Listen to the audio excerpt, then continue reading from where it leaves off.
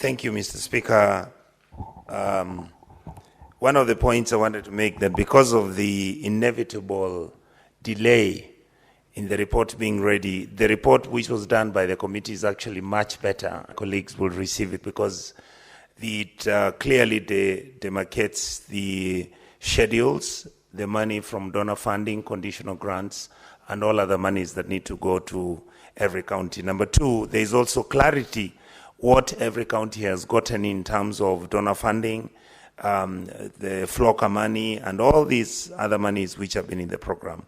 Mr. Speaker, I would like to thank the Majority Leader for his comments, and my friend, my brother, Honorable Boni Halwale, who we woke up at 7 o'clock in the morning to go and make sure that this report is done. Mr. Speaker, this matter of dealing with the road maintenance levy fund is a problem. And it's a problem that has held us back until this time. I believe that the decision to allow the courts determine for us this matter in finality makes sense. Number two, Mr. Speaker, I would like to also say that I'm actually very happy that the committee for the first time with clarity. I remember, Speaker, we have come into this house and we've always asked that give us the amounts every county is getting in figures and from what agency, so that then, Mr. Speaker, we can explain to our people what needs to be done. I'm sure this House is aware that governors have already pronounced themselves. In fact, they were giving us 14 days so that they can make sure that this document is tabled here so that we can approve the money. My honest observation is that, yes, just as much as governors are our partners and we really want them to succeed and we want to make sure that the funds are utilized well and effectively, we are beginning to feel that our governors are not giving us the best. Mr. Speaker, if you look at the audit discussions that have been taking place for the last 2 weeks, you'll realize that there's a lot of misappropriation, waste, and misuse of public funds. Audits are not up to date. In fact, Mr. Speaker, because I'm also in a position to know that the audits which we did the whole of last year, we are actually up to 2024-25. There are about 6 counties that their books have never been audited for the last 4 years. That's what they're struggling with. My feeling is that we would want to request our governors to use the money prudently, make sure that they are responsible, reduce the noise, the political noise that you have in the county governments, because Kenyans just want service delivery. Mr. Speaker, Kenyans just want nothing else but to give them service delivery, make sure that we pay our nurses and doctors, make sure that our teachers are paid on time, make sure that capitation money arrives in our schools on time, make sure that money for road construction arrives on time. If that happens, I saw yesterday, Mr. Speaker, where there was a debate, public debate as to why Kenyans are hungry. Angry. I don't think Kenyans are angry. Kenyans just want service. University students want their money to be available for their education. Teachers want their money for capitation to be available. Those who need to be promoted, promote them. Community health workers, people who are playing a very, very services within our country, medical services are actually given first priority. You find that we are not able to compensate them, pay their allowances. As you've had the Secretary General, ODM, my leader, Honorable Sifuna, talk, he has said here very clearly, for the last 3 months, we've been having members from the medical fraternity coming to the gates of the Senate to make noise why we are not paying them, why we are not honoring their CBAs, the agreements which some of them were signed 2-3 years ago. So, Mr. Speaker, I would like to say that as a committee, we appreciate the support that we have received from this House. As a committee, I think the team has worked diligently. I want to thank my chair, Honorable Roba, who has really, really pushed. While he's aware, we've been having Honorable Halwale with his experience and energy to hold in brief. I think we've presented to this House a report that is believable, that is factual. Every county, the money that has been given has been stated, whether it is for health, whether it is for agriculture, whether it's for roads. And I would like to say, Mr. Speaker, that the teams that were looking we're looking at the figures and the amounts and the amount of consternation it was raising.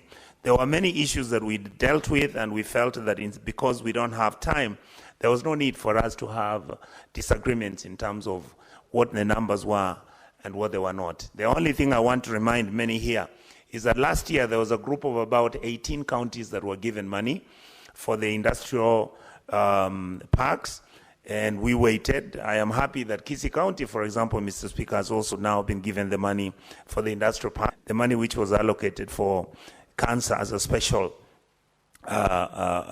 project has also been allocated. So I am positive and hopeful that we will continue working hard in this House.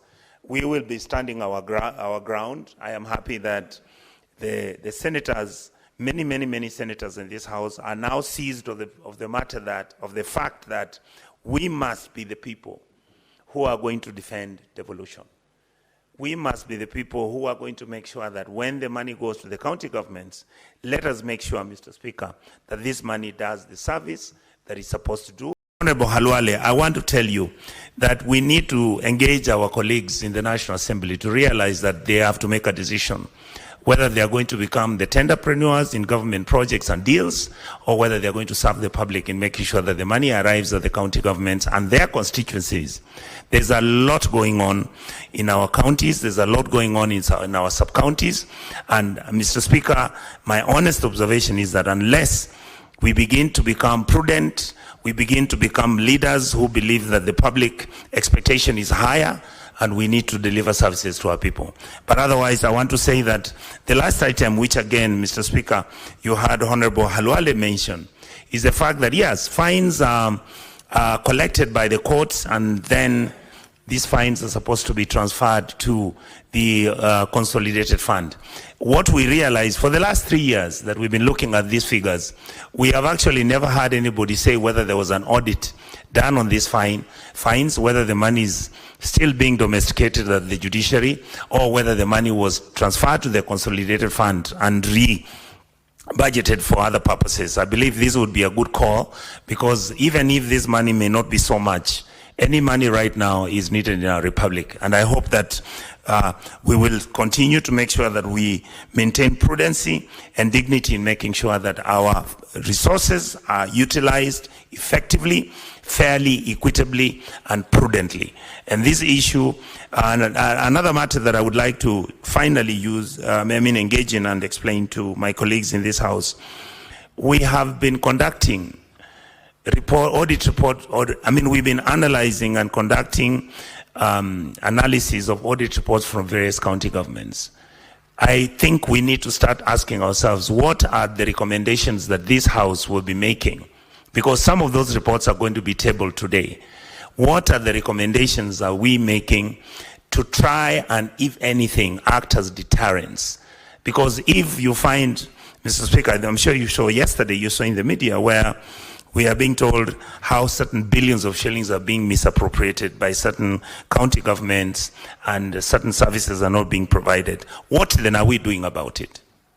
How are we going to make sure that some of these mistakes are not repeated again? It looks like it's over and over and over again. I think it's something we need to engage in, and I would wish that my colleagues deeply look through, particularly this Senate. It is your responsibility to try and save the county governments, because they are really in trouble. Finally, we need to come up and solve this problem of where all governors, and indeed they are correct, that there is always late disbursement of funds from the exchequer. That matter must be sorted out, because, Mr. Speaker, anytime you delay payments of a trader or a business person who was a supplier, naturally you understand what that means. It means that his loans are either not going to be serviced. You're going to find some of these people have been auctioned in several counties. Some of these contractors have died, and you know, Mr. Speaker, governors are no longer paying pending bills, because now they're paying their friends and they're paying for the companies that they're using to do business for themselves. So we are really in a catch-22, but I believe that this Senate has the capacity to come up with good laws and make sure that such bills like this bill will go a long way in making sure that we move our country ahead. And with those very many remarks, Mr. Speaker, I second and I hope that it will be expedited immediately so that the money can be sent to the county governments. Thank you, Mr. Speaker. Honorable Senators, for clarity and to guide